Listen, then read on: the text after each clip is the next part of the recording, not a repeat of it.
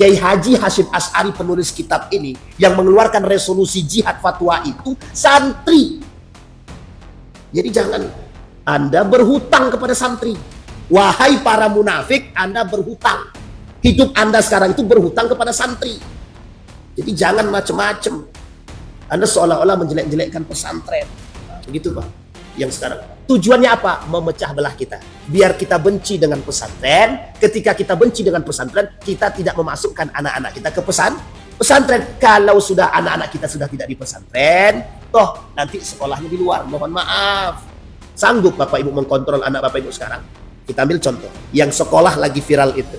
Yang satu sekolah tidak mau sekolah gara-gara gurunya menempeleng siswanya gara-gara merokok. Saya tanya, mau sekolah Bapak Ibu anak Ibu seperti itu? Mau anak Bapak Ibu seperti itu? Kalau sempat ada di Riau seperti itu, dan gubernurnya dan wali kotanya tidak ngambil tindakan, itu yang salah siapa? Coba bayangkan.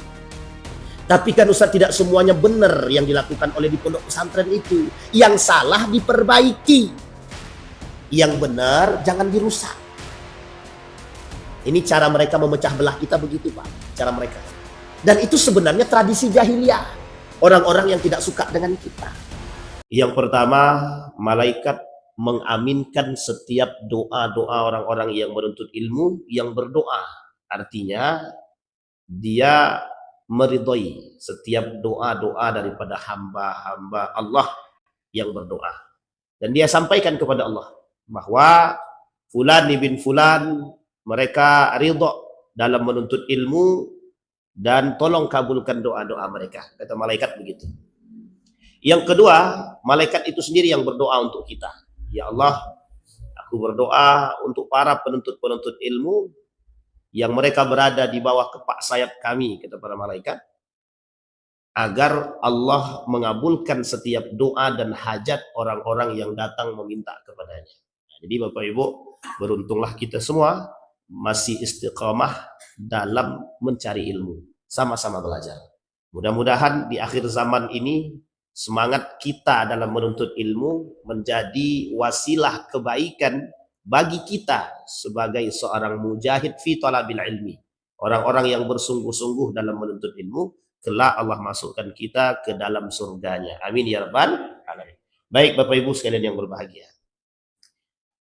Di dalam satu kitab yang dikarang oleh Syekh Abdul Badan, Syekh Abdul Razak Abdul Badan, seorang ulama dari kerajaan Saudi Arabia, menuliskan tentang masailul jahiliyah, masalah-masalah jahiliyah. Ada masalah-masalah jahiliyah yang beliau tuliskan dalam buku ini, beliau ulang kembali, beliau sampaikan kembali kepada umat manusia pada umumnya, terkhusus bagi umat muslim, agar mereka menyadari betapa keadaan hari ini kembali kepada masa-masa jahiliyah yang seharusnya dijauhi oleh umat muslim pada khususnya, dijauhi oleh manusia pada umumnya. Tetapi hari ini justru mereka mengikuti, tidak menjauhi. Nah, ini yang disebut oleh beliau persoalan jahiliyah yang kembali diikuti. Dalam hadis baginda Nabi Muhammad sallallahu alaihi wasallam, Nabi bilang, la tattabi'anna sunana man kana qablakum. Kata Nabi, kelak dari umatku akan mengikuti tradisi-tradisi orang-orang jahiliyah terdahulu. Dalam riwayat yang lain dikatakan Yahudi dan Nasrani. Apakah itu Yahudi dan Nasrani? Kata Nabi, kalau bukan mereka siapa lagi? Di dalam riwayat yang lain, apakah itu Persia dan Rom? Kata baginda Nabi, kalau bukan mereka siapa lagi? Jadi dalam dua hadis ini saja kita melihat ada tradisi Yahudi, ada tradisi Nasrani yang oleh Nabi sendiri, yang oleh para ulama juga disebut sebagai tradisi-tradisi jahiliyah. Kenapa begitu? Qabla maji'il Islam, sebelum datangnya Islam. Setelah datangnya Islam, tradisi-tradisi ini tidak lagi dilakukan. Nabi datang memberikan solusi bersama Islam itu sendiri. Nabi datang bersama solusi. Apa Apa solusi yang datang bersama Nabi? Islam itu sendiri. Bisa dipahami Bapak Ibu ya? Jadi solusinya adalah Islam itu sendiri. Jadi kedatangan agama Islam solusi terhadap masalah-masalah jahiliyah yang ada sebelum Islam datang. Nah, itu dia. Jadi kalau sekarang ada masalah jahiliyah, berarti kita sedang lebih jahiliyah daripada masa sebelum datangnya Islam. Islam masuk ke Indonesia, Nusantara, dalam berbagai macam teori. Ada yang mengatakan masuknya Islam tidak secara resmi pada abad ke-7. Ada yang mengatakan pada abad ke-13, pada abad ke-15, dan ke-17. Abad-abad ini menunjukkan masuknya Islam ke Nusantara yang disebut dengan Jawi. Proses masuknya Islam ke Nusantara, kita ambil contoh ke Indonesia, menggeser tradisi-tradisi yang keluar daripada jalur syariat Islam. Yang tadinya menyembah patung, menyembah berhala, kembali tidak menyembah berhala. Islam datang untuk menghapus tradisi-tradisi jahiliyah. Kerja rodi, kerja paksa, Islam tidak terima. Islam mengatakan bahwa terjadinya keseimbangan antara si kaya dan si miskin. Bahkan Islam tidak memandang perbedaan secara derajat, tahta, suku, dan lain sebagainya. Yang kedua, tradisi-tradisi yang bertolak belakang daripada Islam itu sendiri pergi begitu saja setelah kedatangan Islam. Persoalan ribawi, datang hukum Islam, ketika Islam sudah masuk tergeser. Nah, inilah yang kemudian yang harus kita pahami. Mengapa mengapa mereka mau mengembalikan tradisi-tradisi jahiliyah seperti ini kembali kepada masa yang modern ini. Bisa dipahami ya? Pertanyaannya adalah mengapa mereka mau mengembalikan tradisi-tradisi jahiliyah ini ke masa-masa modern ini yang Islam sudah sangat pesat untuk kita terima. Yang kedua, siapa mereka yang kita sebutkan tadi yang ingin mengembalikan masa-masa jahiliyah itu? Pertanyaannya itu. Dua. Yang ketiga, apa yang mereka inginkan dari kembalinya masa-masa jahiliyah tersebut? Tiga yang kita bahas. Oke Bapak Ibu ya, yang kita bahas ada tiga. Nah, sekarang kita kembali kepada buku daripada Syekh Abdul Badar, Syekh Abdul Razak Abdul Badar. Kata Allah di dalam Al-Quran, kullu hizbin bima ladaihim farihun. Setiap kelompok di antara kelompok-kelompok tertentu menganggap diri mereka benar ketika berada di tangan mereka. Ini bahasa ayat. Bahasa terjemahannya sudah saya bacakan. Tapi apa maksud daripada ayat tersebut? Setiap kelompok pada masanya sebelum datangnya Islam mengagungkan agama-agama mereka masing-masing. Dan menganggap arah agama-agama mereka tersebut lebih benar, lebih betul daripada agama-agama yang lain. Sehingga mereka terjebak dalam fanatisme agama yang berasal dari kebodohan tanpa ilmu. Baik. Ayat yang kedua, Allah kata begini. Syara'a lakum minad dini ma wassa bihi Nuhan walladhi awhayna ilaika wa ma wassayna bihi Ibrahim wa Musa wa Isa an uqimad dina wa la tatafarraqu fihi. Dalam surat Asy-Syura ayat 13. Kata Allah di dalam Al-Quran, telah datang kepada kalian syariat agama yang dulu dibawa oleh Nabi Nuh, yang begitu juga pernah dibawa oleh Ibrahim, Musa, Isa. An uqimat din, yang kami wasiatkan kepada mereka untuk membangun syariat-syariat agama. Kemudian Allah kata dalam ayat terakhirnya, kalimat terakhir dari ayat tersebut, wala tatafarraqu. Janganlah kalian berpecah belah. Sudah dipahami Bapak Ibu? Dalam urusan agama. Wa qala Allah Ta'ala dalam ayat yang lain, innal ladzina farraqu dinahum wa kanu syi'an lasta minhum fi syai'. Adapun mereka-mereka sesungguhnya yang memisahkan diri, farraqu dinahum, yang memisahkan agama-agama mereka, wa kanu syi'an, itu adalah kelompok-kelompok, lasta minhum fi syai', dan Anda bukan berada di dalam golongan tersebut. Kenapa demikian Allah katakan? Karena sesungguhnya orang yang memisahkan diri dari kebenaran agama, mereka terjebak dalam kesesatan dan kemusyrikan. Terjebak dalam kesalahan dalam beragama. Nanti kita luruskan maksud ini. Kemudian ayat yang lain Allah kata, wala takunu kalladzina tafarraqu wakhtalafu min ba'di ma ja'ahumul bayyinat. Setelah datang kebenaran kepada kalian tentang agama Allah, jangan kalian berbeda pendapat, jangan kalian berpecah belah, tapi justru bersatulah, kata Allah. Maka kata Allah itu, min ba'di ma ja'ahumul bayyinat. Setelah kebenaran-kebenaran, penjelasan-penjelasan agama itu datang. Artinya setelah Islam datang. Kemudian ayat terakhir dalam pembahasan ini, wa'tasimu, Allah tutup dengan kalimat wa'tasimu bihablillahi jami'an wa la tafarraqu. Berpegang teguhlah dengan nilai-nilai agama yang benar, janganlah kalian bercerai-berai, janganlah kalian berpecah belah. Baik, kita masuk pada penjelasannya. Tadi dalil-dalilnya.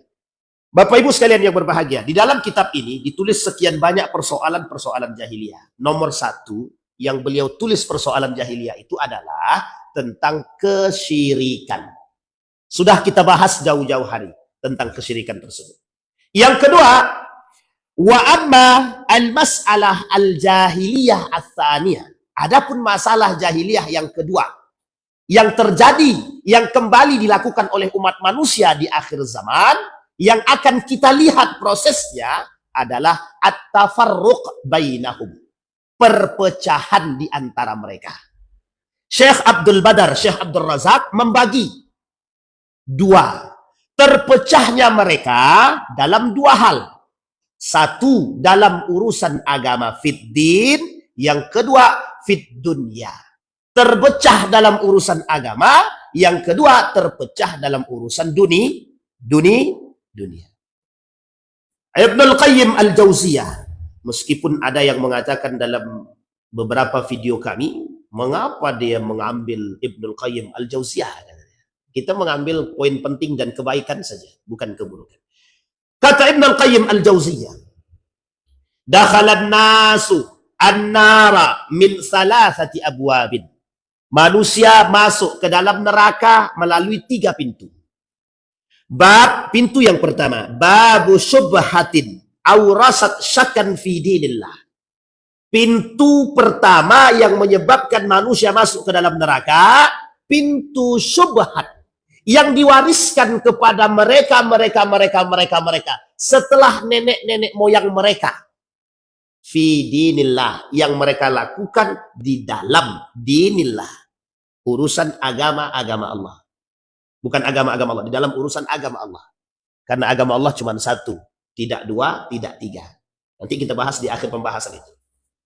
Yang kedua, kata Ibnul Qayyim Al-Jauziyah, babu syahwatin awrasat taqdimal hawa ala ta'atihi war mardatihi. Yang kedua, kata Ibnul Qayyim Al-Jauziyah, bab syahwat. Bab syahwat. Yang kedua ini, kata Ibnul Qayyim Al-Jauziyah, tentang syahwat. Orang yang mempertuhankan syahwat dia. Nah, syahwat ini ada 3. Syahwat ini ada 3. Yang pertama, syahwatud din. Yang kedua, syahwatul mal. Yang ketiga, syahwatul fikri. Yang pertama, syahwatnya agama. Syahwat agama ini masuk dalam kategori al-bid'atu fid din, kebid'ahan dalam beragama. Yang kedua, berlebih-lebihan dalam beragama yang tidak pernah dikaji di dalam agama. Yang kedua, syahwatul mal. Orang-orang yang berlomba-lomba dalam mencari dunia, yang menjadikan dunia sebagai Tuhan mereka. Yang ketiga, syahwatul fikri, yang merusak pola pikir manusia melalui alur pemikiran-pemikiran yang ingin mereka rusak, yang tujuannya adalah i'radun an dinillah, i'radun an dinillah, berpaling dari kebenaran agama Allah. Jadi 3 syahwat tadi itu berbahaya. Kapan-kapan kita rincikan itu 3 syahwat itu. Yang dimaksud 3 syahwat tadi, syahwat terhadap agama itu besar maksudnya. Orang-orang yang memperjualbelikan agama demi syahwat mereka. Yang kedua syahwatul mal, syahwatul amwal, syahwatul dunia. Sama. Mereka yang terjerumus dalam syahwat-syahwat yang memaksa mereka terhadap dunia. Nah, di dalam syahwat yang ketiga itu ada namanya syahwatul fikr. Ada orang-orang yang khusus mengurusi syahwat-syahwat fikiran saja. Maksudnya apa? Dorongan untuk merusak pola pikir, tatanan-tatanan yang normal menjadi tidak normal. Yang menurut mereka tidak normal itu betul, padahal menurut kebenarannya yang normal itulah yang betul. Nah, ada yang terakhir, syahwat terakhir itu syahwat yang terakhir itu namanya syahwat kelamin, syahwatul farj. Kalau bahasa di sini disebut dengan persoalan syahwatnya orang-orang yang suka melakukan perbuatan zina dan lain sebagainya. Yang ketiga, bab ghadabin, yang membuat mereka masuk ke dalam neraka. Yang ketiga adalah kemurkaan Allah karena mereka jauh daripada Allah atau tidak taat kepada Allah.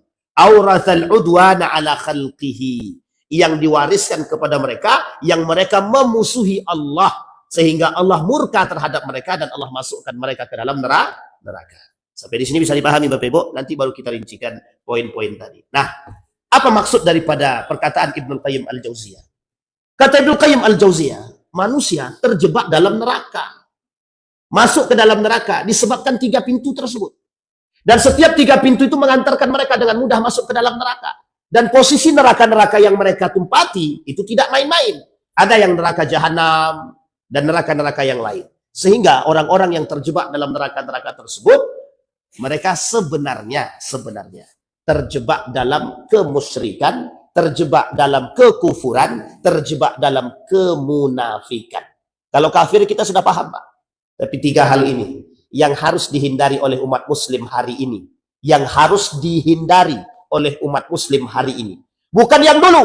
Yang dulu sudah pada mati, Pak. Yang hidup, umat muslim yang hidup hari ini harus berpikir menjauhkan diri daripada 3 hal. 1, kemusyrikan.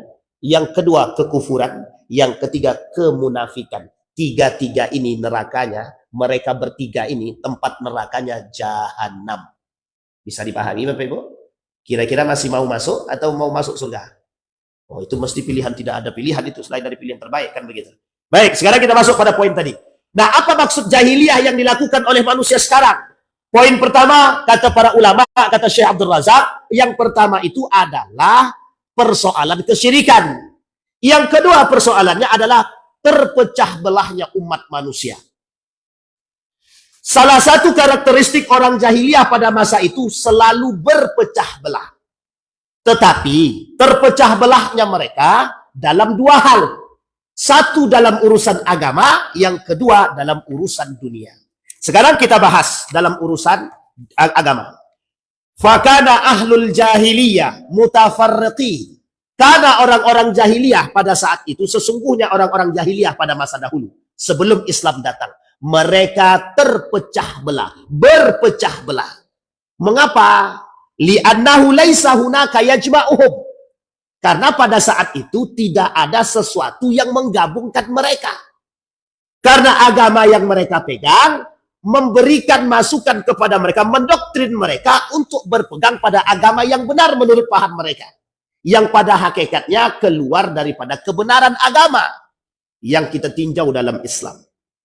Bapak Ibu, sebelum Islam datang, itu agamanya apa? Kita ambil risalah kenabian ulul azmi. Ada berapa ulul azmi itu? Khamsah, ada 5. Siapa saja nabi-nabi ulul azmi selain daripada baginda Nabi Muhammad SAW? Siapa-siapa saja Bapak Ibu? 1 saja. Musa alaihissalam. Selain daripada Musa siapa? Ibrahim alaihissalam. termasuk Nabi Isa alaihissalam. Bapak Ibu sekalian yang berbahagia, yang ingin kita katakan, sebelum datangnya Nabi Muhammad, 4 nabi ini, pemegang ulul azmi yang lain, mereka semua beragamakan satu saja, Islam. Tidak ada agama lain. Nabi Isa bukan Nasrani, Nabi Musa juga, Nabi Ibrahim juga. Semua mereka ini agamanya Islam, tidak agama yang lain. Bukan agama Nasrani, bukan Yahudi, bukan Majusi. Tapi agama mereka Islam. Hanya saja kitab yang diturunkan kepada mereka mutafarriqah. Buku yang diturunkan, kitab-kitab yang diturunkan kepada mereka berbeda-beda. Ada Taurat, ada Zabur, ada Injil. Taurat, Zabur, Injil, ketiga-tiga ini Bapak Ibu diberikan kepada Bani Israel. Saya ulangi sekali lagi. Ketiga-tiga ini diberikan kepada siapa? Bani Israel. Baik. Nah kemudian, sekarang pertanyaannya, apa yang membuat mereka terpecah belah dalam agama? Keyakinan, akidah. Majusi misalkan, mereka berkata bahwa api yang 1000 tahun itu tidak akan pernah padam. Namanya Zoroaster. Majusi Persia pada saat itu. Jadi Persia itu agamanya Majusi. Makanya kemarin kita bahas di sini, di dalam Al-Quran itu ada setidaknya 3 hal. Ada orang kafir, ada orang musyrik, ada orang muslim. Orang kafir itu Yahudi Nasrani. Kemudian ada orang muslim, kita ini muslim. Maka ada yang ketiga namanya musyrikun. Nah musyrik ini selain daripada Yahudi, orang kafir dan Nasrani. Selain daripada muslim, orang Islam. Bahkan musyrikun ini tidak hanya ada di luar Islam. Tapi musyrikun bisa ada di dalam muslim.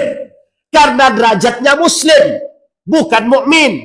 Karena orang muslim masih banyak yang terjebak dalam kemusyrikan. Siapa contohnya? Penyembah kursi, penyembah duit, penyembah wanita, penyembah tahta, sekalipun mereka muslim, tapi mereka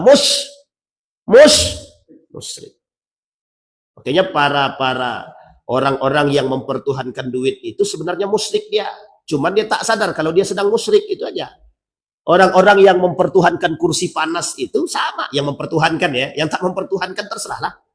Tapi yang jelas mereka yang mempertuhankan kekuasaan, jabatan, yang mempertuhankan. Mereka berkelahi demi jabatan, mereka berkelahi demi urusan dunia. Itu urusan dunia, nanti kita masuk pada poin ini. Tapi yang lebih parah daripada itu, kata Syekh Abdul Razak tadi, orang yang berpecah belah dengan urusan agama. Banyak Pak poin keagamaan ini yang menyebabkan mereka. Terkhusus pada persoalan akidah. Nah Islam datang sebagai solusi atas agama-agama yang lain. Apa maksudnya? Agama Islam menyatukan semua mereka. Maka kata beliau, ata al-ijma', datang kepada mereka yang mengumpulkan mereka dan menyatukan mereka. Nah Islam artinya salam damai, salam bersatu, salam selamat. Islam itu selamat Pak, selamat. Islam itu damai-damai. Islam itu apa? Semua Pak. Islam itu menyatukan. Baginda Nabi di Madinah menyatukan sekian banyak kelompok. Yahudi, Nasrani, Muhajirin, Ansor, dan semua kaum-kaum yang ada di dalam Madinah, Yasrib ketika itu disatukan oleh Nabi. Uniknya, sebelum terjadi perpindahan kiblat, semua mereka ini sudah masuk Islam. Setelah terjadi perpindahan kiblat, baru pada murtad itu. Yang murtad pun hanya Yahudi dan Nasrani. Sisanya nggak murtad. Tapi uniknya di dalam itu juga ada manusia munafik dan musyrik itu. Nah, tapi disatukan. Islam datang menyatukan. Maka kata Syekh Abdul Badat, menyatukan.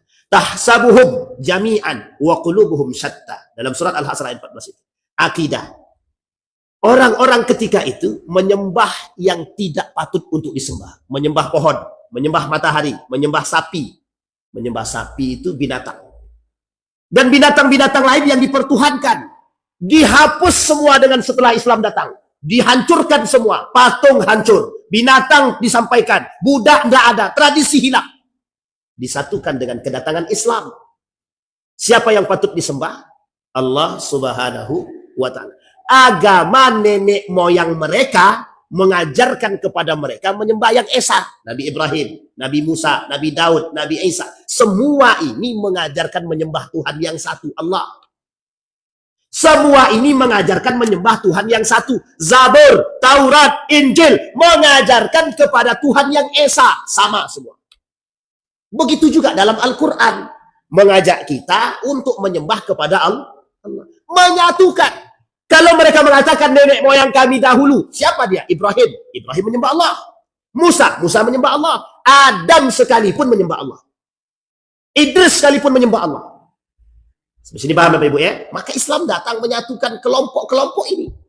Salah satu contoh yang disampaikan oleh Syekh Abdul Razak itu adalah ada kabilah Aus dan Khazraj. Kelompok Aus dan Khazraj ini selalu bertikai dalam urusan agama dan dunia. Selalu berperang. Kata Yahudi hari ini, pokoknya Islam harus hancur. Kami harus bisa merebut Yerusalem. Yerusalem itu punya nenek moyang kami. Siapa nenek moyang mereka? Ibrahim. Jadi seperti Yahudi sekarang, seperti Yahudi dan Israel sekarang itu, mereka ini ingin menghancurkan Islam dan mengambil bagian Yerusalem itu dan ingin menguasai dunia. Mereka inilah penyebab perpecahan di muka bumi ini. Saya ulangi Bapak Ibu. Israel Yahudi ini penyebab perpecahan yang terjadi di muka bumi ini hari ini. Kenapa demikian? Mereka ingin mengambil dunia, mereka ingin mengambil agama. Kenapa? Karena bagi Yahudi hari ini, agama mereka adalah agama yang paling benar, bukan Islam. Islam itu hanya bagian daripada agama-agama yang lain. Contohnya Nasrani, contohnya Majusi, contohnya Islam itu sendiri. Contoh yang lain apa? Yahudi itu sendiri. Makanya bagi orang-orang Israel dan Yahudi ini, agama itu ada satu. Ibrahim, agama nenek moyang yang menyatukan tiga agama. Apa itu menyatukan tiga agama? Yahudi, Nasrani, dan Islam. Karena nenek moyang mereka satu. Nenek moyangnya sama. Siapa nenek moyang mereka? Ibrahim. Sebenarnya kebalik. Kebaliknya bagaimana? Agama-agama seperti Yahudi, Nasrani, dan lain sebagainya itu punya kitab-kitab tertentu. Kitab Taurat, kitab Zabur, kitab Injil disatukan isinya oleh Allah di dalam Al-Quran. Di bawah naungan agama yang hanif. Namanya agama Islam. Bisa dipahami sampai di sini? Sehingga Bapak Ibu, kalau kita hari ini sudah beragama, yang harus kita pegang. Yang harus kita pegang. Tidak boleh tidak. Karena hidayah itu tidak akan datang untuk yang kedua kalinya. Jadi harus kita bertahan. Nah, sekarang muncul kelompok-kelompok dalam urusan agama ini yang memecah belah kita. Banyak ini Pak, kelompok yang memecah belah kita sekarang ini banyak. Banyak sangat kelompok-kelompok yang datang dengan kepentingan untuk memecah belah umat. Inilah yang disebut dengan dorongan syahwatuddin. Mereka memperjualbelikan agama demi kepentingan.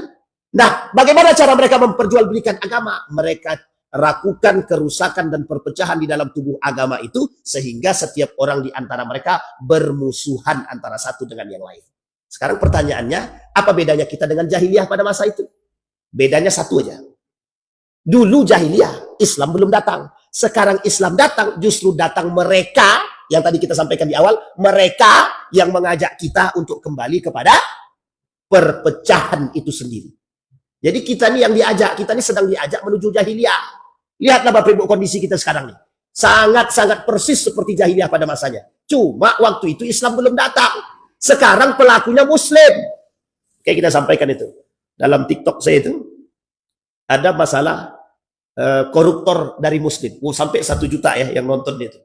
Sampai 1 juta. Mengapa koruptor itu dari kalangan, banyak dari kalangan Muslim? Ya jelas banyak dari kalangan Muslim Pak.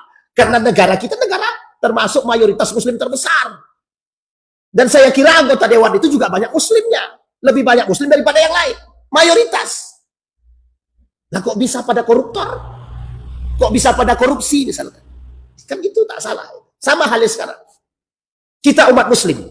Agama kita sama. Tuhan kita sama. Nabi kita sama. Nah kok bisa kita berpecah belah?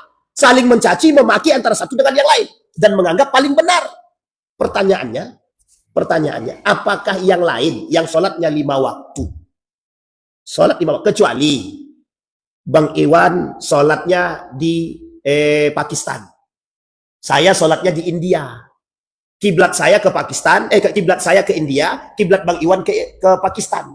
Yang lain sholatnya menghadap ke sono, yang beliau ngadapnya ke serong kiri, saya menghadap serong kanan. Itu kalau Bapak Ibu bilang ini sesat nih, Ridwan sama Iwan ini sesat, wajar. Lah ini menghadap kiblat yang sama, Allahnya satu, Tuhannya sama, nabinya sama. Oh ini sesat Ustaz ini. Allah kok bisa? Hanya karena persoalan ikhtilaf kita menyesatkan, mengkafirkan, merusak, memecah belah. Maka Bapak Ibu sekarang ini kita sedang berada dalam posisi yang memang tidak enak. Satu, kita dipecah belah. Mulai dari sekian banyak isu-isu agama, termasuk persoalan habaib. Dikiranya kita nih orang-orang mukibin. Mukibin itu pendukung para habaib. Bapak Ibu, saya ingin katakan kepada kita semua. Cara Yahudi menghancurkan kita, akalnya banyak. Dibuatnya kita benci kepada zuriyah Nabi. Dibuatnya kita benci kepada sesama muslim. Dibuatnya kita benci kepada pesantren. Dibuatnya kita benci kepada pimpinan-pimpinan pondok pesantren. Caranya bagaimana? Dibuat isu, digoreng-goreng isu itu. Maka dajjal sekarang itu ya dajjal-dajjal media itulah itu. Media-media itu dajjal semua itu. Dajjal, manipulasi, tukang tipu. Media-media itu. Kenapa saya berani bilang begitu? Karena itu kerjaannya. Biar dapat duit tadi. Bukan untuk mencari kebenaran. Bukan. Mencari piti. Mencari duit. Coba Bapak Ibu bayangkan. Tadi malam saya baca berita begini. Setelah terjadinya kasus pesantren, banyak orang-orang berhijrah ke kelompok tertentu. Saya bilang, astagfirullahaladzim. Mereka tulis di situ, feodalisme pesantren. Ngapain harus cium kaki, harus cium tangan, nunduk. Orang hormat dengan tradisi Jepang. Anak-anak di Jepang itu Pak, sekolah-sekolah di Jepang itu. Kalau guru mereka, ini mereka sedang jalan ya Pak, sedang jalan nih, gurunya jalan nih, gurunya jalan. Itu mohon maaf ya, pakaiannya pendek semua itu, di Jepang itu. Perempuannya pakainya pendek itu. Tapi kalau gurunya jalan, nunduk semua Pak, nunduk semua. Bapak Ibu tahu maksudnya apa? Hormat. Sebrutal-brutalnya mereka, sama guru hormat. Kita diajarkan hormat sama guru, justru mohon maaf disinggung. Yang kita mau banggakan itu apa? Jadi anak-anak yang mencaci maki guru, memukul guru, membunuh guru, menyenggol guru, itu kita apresiasi. Jadi anak-anak yang hormat sama gurunya, sama pimpinannya, yang cium tangan gurunya, feodal, PKI, penjajah, yang seperti ini penjajah. PKI Pak, perusak. Jadi kita ini diajak untuk menormalisasikan sesuatu perbuatan yang tercela. Kan ramai itu kasusnya itu Pak. Pondok pesantren dihujat. Gara-gara pondok pesantren yang ada di Banten itu hancur. Yang umurnya lebih lama daripada Indonesia di sebelum merdeka. Sudah ada Pak. Pesantren-pesantren di Indonesia ini ada yang berumur. Yang itu ada 1.700. Sudah merdeka belum Indonesia ini? Belum ada Indonesia pesantren itu sudah ada. Yang di Banten itu Pak. Umurnya udah tua Pak. Belum merdeka Indonesia lagi Pak. Yang mereka harusnya buka kacamata itu, para kaum-kaum munafik ini, kalaulah kita tidak boleh berandai-andai sebenarnya. Tapi saya ingin katakan, para santri itu taruhannya nyawa. Nyawa yang mereka taruhkan hanya untuk kemerdekaan Republik Indonesia. Kiai Haji Hasyim Asy'ari penulis kitab ini, yang mengeluarkan resolusi jihad fatwa itu, santri. Jadi jangan Anda berhutang kepada santri. Wahai para munafik, Anda berhutang. Hidup Anda sekarang itu berhutang kepada santri. Jadi jangan macam-macam. Anda seolah-olah menjelek-jelekkan pesantren. Nah, begitu Pak. Yang sekarang. Tujuannya apa? Memecah belah kita. Biar kita benci dengan pesantren. Ketika kita benci dengan pesantren, kita tidak memasukkan anak-anak kita ke pesantren. Kalau sudah anak-anak kita sudah tidak di pesantren, toh nanti sekolahnya di luar. Mohon maaf. Sanggup Bapak Ibu mengkontrol anak Bapak Ibu sekarang? Kita ambil contoh, yang sekolah lagi viral itu. Yang satu sekolah tidak mau sekolah gara-gara gurunya menempeleng siswanya gara-gara merokok. Saya tanya, mau sekolah Bapak Ibu, anak Ibu seperti itu? Mau anak Bapak Ibu seperti itu? Kalau sempat ada di Riau seperti itu, dan gubernurnya dan wali kotanya tidak ngambil tindakan, itu yang salah siapa? Coba bayangkan. Tapi kan Ustaz tidak semuanya benar yang dilakukan oleh di pondok pesantren itu. Yang salah diperbaiki. Yang benar jangan dirusak. Ini cara mereka memecah belah kita begitu Pak. Cara mereka. Dan itu sebenarnya tradisi jahiliyah. Orang-orang yang tidak suka dengan kita. Dan itu sudah dikatakan. Cara mereka menghancurkan kita melalui begitu memang. Makanya saya katakan, umat muslim hari ini, Mbok Yondo kok nggak sadar-sadar gitu loh. Sudah jelas kita sedang dihancur leburkan. Ada kelompok yang membenturkan kita dengan habaib, kelompok yang membenturkan kita dengan ABCD, membenturkan kita dengan pimpinan pesantren. Anda maunya apa? Anda mau kami membenci mereka. Itulah yang dilakukan oleh dahulu Pak Amerika.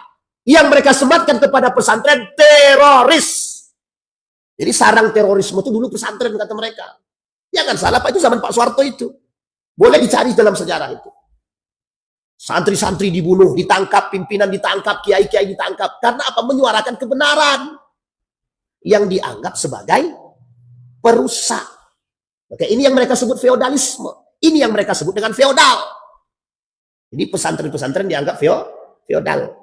Karena melakukan kebenaran, karena berbuat baik, karena mendidik, karena menciptakan akhlak yang mulia, dianggap feodal. Gurunya kaya, santrinya miskin. Mobil gurunya Alphard, santrinya ada yang tidak makan. Wah, dibuat berita begitu. Sebenarnya kita tidak pengen ngerespon. Kenapa? Karena yang ngomong itu mesti bukan dari santri, itu aja. Bukan dari santri. Cuma Mbok Yo sakit kepala kita melihat beritanya itu terus. Dan uniknya itu berapa itu? Trans 7. Lah kok bisa begitu? Kok sampai membuat berita yang seperti itu? Lah pertanyaannya adalah kebaikan pesantren selama ini dipandang apa? Dipandang apa? Harusnya negara Republik Indonesia berhutang budi pada pesantren. Yang nggak terima tidak apa-apa. Yang nggak terima tidak ada masalah. Karena banyak pejuang-pejuang kemerdekaan itu santri. Jadi jangan salah. Nah, sampai di sini paham ya Bapak Ibu ya? Mereka memecah belah kita. Dan kita terjebak dalam perpecahan itu. Makanya kenapa masjid kita sunyi? Karena setiap kita punya masjid masing-masing. Besok itu setiap rumah punya masjid sendiri. Kenapa saya katakan punya masjid masing-masing? Lah karena kita nggak mau lagi gabung dengan yang lain. Kita menganggap agama kita benar, paham kita benar, sehingga kami tak mau bergabung dengan mazhab yang lain. Nah kami pokoknya sholat di masjid kami aja. Masjid lo mana? No, samping. Dan ini terjadi Pak. Ada pengurus sakit hati karena mereka pengurus masjid dikudeta, bukan dikudeta sebenarnya, diturunkan secara paksa, ya kudeta juga kan. Akhirnya sakit hati, bangun masjid tak jauh dari masjid tersebut. Kenapa saya katakan sakit hati? Karena mereka membangun masjid itu dengan alasan, apa alasannya? Setelah mereka tidak jadi pengurus masjid. Tahu Bapak Ibu, apa yang ingin mereka lakukan? Ingin mereka ambil karpet, ingin mereka ambil AC. Untung video cepat berjalan, akhirnya mereka tak jadi. Pertanyaan saya adalah, mereka bangun itu untuk siapa? Untuk Allah kah? Untuk Rasulullah kah? Atau untuk kepentingan mereka? Kepentingan kelompok. Ini kata beliau. Dituliskan dalam sini. Apa kata Allah? Innal ladzina farraqu dinahum wa kanu syi'an lasta minhum fi syai'. Orang-orang yang memisahkan diri mereka dalam urusan agama, mereka anggap diri mereka paling benar, mereka anggap diri mereka yang terbaik, sementara yang lain itu adalah kafir, sementara yang lain itu adalah sesat. Apa kata Allah? Wa kanu syi'an, itulah kelompok-kelompok yang mereka lakukan. Lasta, kalian bukan dari golongan mereka. Kita bukan dari golongan mereka. Itu yang ngomong Allah. Apa maksudnya Allah katakan di sini? Hati-hati, jangan sampai kita ini terjebak dalam kesesatan, terjebak dalam kemusyrikan. Bapak Ibu, saya ambil contoh sederhana. Orang-orang dengan agama nih banyak memanfaatkan karena mudah mencari duit dari agama. Mudah mencari duit dari agama. Kita ambil kasus-kasus dulu lah ya, kasus-kasus yang telah berlalu. Ada kasus percetakan Al-Quran, ada kasus kuota haji, dan lain sebagainya. Yang lagi hangat juga tuh. Tapi kan itu menjadi sorotan Pak, unik Pak. Jadi kalau isunya agama, itu seantero jagat raya semua tahu Pak. Semua tahu. Cara untuk menghancurkan Islam itu sederhana ya, dibuat isu agama, dinaikkan. Tapi untung umat-umat muslim ini cerdas. Orang-orang yang suka menggoreng isu agama demi kepentingan. Karena memang mereka mengharapkan sesuatu dari situ. Kuota haji, Al-Quran, semua dikorupsi. Sementara itu kan bagian kecil. Kalau mereka korupsinya kalau mereka korupsi minyak wajar. Jadi kalau korupsi minyak wajar. Yang nggak wajar tuh korupsi Al-Quran. Dan begitu. Semua itu Pak, tujuannya satu aja. Hanya untuk menghancurkan Islam itu sendiri. Baik, kita kembalikan kepada poin tadi. Maka apa yang dilakukan oleh Islam? Datangnya Islam memberikan kedamaian, mengumpulkan kita semua. Bapak Ibu, yang dimaksud adalah ketika kita sudah beragama, pegang teguh agama itu. Wa'tasimu bihablillah. Berpegang teguhlah kalian dengan agama ini sebaik mungkin, Pak. Karena tali yang kita pegang ini sedang diusahakan untuk dipotong satu-satu. Jadi sekian banyak tali yang kita pegang, itu sedang ingin dipotong satu-satu. Tek, tek, tek, biar putus talinya. Tapi setiap mereka memotong, kita pasang kembali. Setiap mereka potong, kita pasang kembali. Begitulah kita sekarang, Pak, beragama itu. Seolah-olah kita sedang berjuang mempertaruhkan agama kita. Kita bertaruh memperjuangkan nilai-nilai agama kita di tengah orang-orang yang ingin merusak agama kita. Kenapa? Karena kita tidak pengen kembali kepada jahiliyah. Mereka pengen kita kembali ke jahiliyah dalam bentuk perpecahan. Kita yang mempertahankan perpecahan tersebut. Maaf, kita yang mempertahankan nilai-nilai tersebut agar kita tidak terpecah. Baik, Bapak Ibu, itu solusi. Nah, yang kedua, mereka berpecah belah dalam urusan dunia. Nah, yang saya maksud dalam dunia ini adalah syahwatul mal. Dorongan syahwat untuk mencintai dunia dan mempertuhankan dunia. Inti poinnya disebutkan oleh beliau di sini adalah memunculkan satu hukum yang disebut oleh beliau syar'ul ghabi. Tahu syar'ul ghabi? Syariatul ghabi. Tahu syariatul ghabi? Hukum rimba. Jadi begini, Bapak Ibu. Urusan dunia ini, syahwat dunia ini mengantarkan manusia kepada hukum rimba. Yang punya harta bisa berkuasa, yang punya kuasa bisa punya harta. Saya ulangi sekali lagi. Yang punya harta bisa berkuasa, yang punya kuasa bisa punya harta. Paham maksudnya, Pak? Ada orang tak punya duit sama sekali. Tiba-tiba jadi penguasa. Kira-kira karena dia jadi penguasa, dia bisa tidak menghasilkan uang dari kekuasaan dia? Bagaimana caranya? Tekan bawahan. Kalau kau tak mau bayar sama aku, rusak, pindahkan, geser, non-job. Itu contoh misalnya ya. Datang duit 10 juta, 20, 30, punya duitnya. Sekarang kita kembalikan. Orang yang punya harta, bisa tidak dia berkuasa? Bisa. Dia bisa beli hukum. Dia bisa beli apapun. Dia bisa melakukan apapun. Inilah contoh para orang-orang yang berkuasa mencari harta tanpa iman. Orang yang punya harta ingin berkuasa tanpa iman. Dan apa yang akan mereka lakukan? Mereka seperti hayawanul muftarish. Mereka seperti binatang-binatang buas yang ingin memangsa siapapun yang akan mereka mangsa. Bahasa lainnya adalah, kata Nabi dalam hadisnya, al-qawiyyu ya'kulud dha'if. Orang yang kuat akan memakan yang lemah. Nah, di akhir zaman, kata Nabi, akan kembali masa itu. Pada jahiliyah dulu, Pak, orang kaya selalu merendahkan orang miskin. Mohon maaf, Pak, tidak ada orang kaya zaman dulu yang mau duduk bersama orang miskin, nggak ada, kecuali Nabi Abu Bakar. Ini sebelum Islam datang ya, sebelum Islam datang. Kenapa saya katakan demikian? Karena dulu Pak, sangat tercela ketika ada orang fakir duduk bersama orang kaya, tercela. Apalagi budak. Sejak kapan budak punya tempat terbaik pada masa jahiliyah? Nah sekarang mereka kembalikan itu. Yang kaya berkuasa. Jadi yang bawahan ini, lalu mau apa? Aku punya kuasa, aku punya duit. Loh, yang salah anak dia, yang masuk penjara orang lain. Paham maksud saya?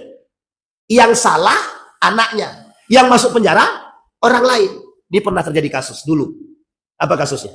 Seorang anak bangsawan melakukan kesalahan. Kalau saya tak salah itu pemerkosaan. Diadukan, Pak. Ketika diadukan, yang dimasukkan penjara adalah pembantunya. Kata dia, kau aja yang masuk penjara. Kalau anakku yang masuk, reputasi aku habis. Reputasi, hancur. Jadi, kalau reputasi kami hancur, maka kami tak bisa hidup. Jadi, pembantunya disuruh masuk penjara untuk menggantikan anaknya yang melakukan kezaliman tadi. Akhirnya dimasukkan pembantu ke dalam penjara. Apa janjinya? Anak-anak dan keturunanmu kami yang menghidupi. Itu kalau punya duit. Itu ilustrasi, itu kenyataan, fakta juga. Sekaligus ilustrasi. Begitulah orang punya duit sekarang dan punya kekuasaan. Yang korupsi dia, yang paling banyak makan duit korupsi dia, yang disuruh masuk penjara yang tukang tanda tangan. Sama, Pak, begitu. Karena apa? Mereka punya kekuasaan. Yang melakukan kehancuran mereka, yang disuruh masuk penjara siapa? Orang lain. Ada kasus. Seorang anak nabrak. Kebetulan anaknya orang kaya. Nabrak orang lain, meninggal.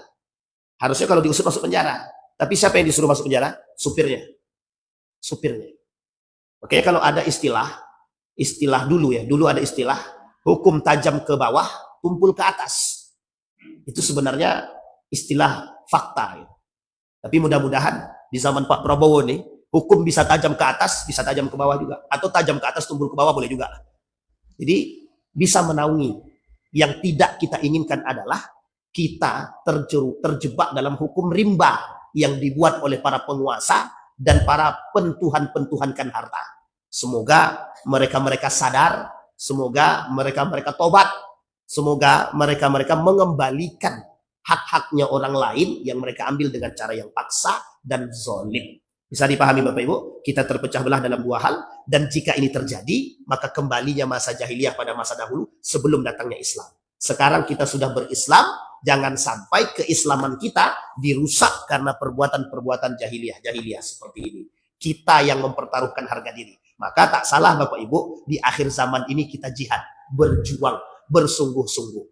Apa kata Allah dalam Al-Quran? Khudhil afwa wa'mur bil ma'ruf wa'arid anil jahilin. Berikan maaf kepada orang yang menyakitimu. Yang kedua, lakukan kebaikan sebisa dan semampumu. Yang ketiga, menjauhlah daripada orang-orang jahiliyah yang masih terjebak dalam kebodohan. Biar kita selamat dan kokoh dalam mempertahankan nilai-nilai agama. Fa'tabiru ya ulil absar la'allakum tuflihun. Kita berdoa kepada Allah. A'udzubillahi minasyaitonir rajim. Bismillahirrahmanirrahim. Hamdas syakirin, hamdan na'imin, hamdan yuafi ni'amahu wa yukafi mazidah. Ya Rabbana lakal hamdu kama yanbaghi li jalali wajhikal karim wa 'azimi sultanik. Allahumma shalli ala Muhammad wa ala ali Muhammad. Allahumma shalli wa sallim wa barik alaih. Allahumma anfa'na bima 'allamtana wa rzuqna uluman tanfa'una fid din wa dunya wal akhirah. Allahumma ighfir lahum warhamhum wa'afihim wa'fu 'anhum wa akrim nuzulahum wa wasi' madkhalahum waj'alil jannata mathwahum. Allahumma arinal haqqa haqqan warzuqna ittiba'ah wa arinal batila batila warzuqna ijtinabah. Allahumma ansur man nasara ad-din wa khudhul man khadhala al-muslimin. Allahumma anfa'na bima 'allamtana warzuqna 'uluman tanfa'una fid din wad dunya wal akhirah. Allahumma ja'alna minas salihin. Allahumma ja'alna minas salihin. Allahumma khtimna minas salihin. Allahumma khtimna bis salihin. Rabbana atina fid dunya hasanah wa fil akhirati hasanah wa qina adzabannar. Walhamdulillahirabbil alamin. Assalamualaikum warahmatullahi wabarakatuh.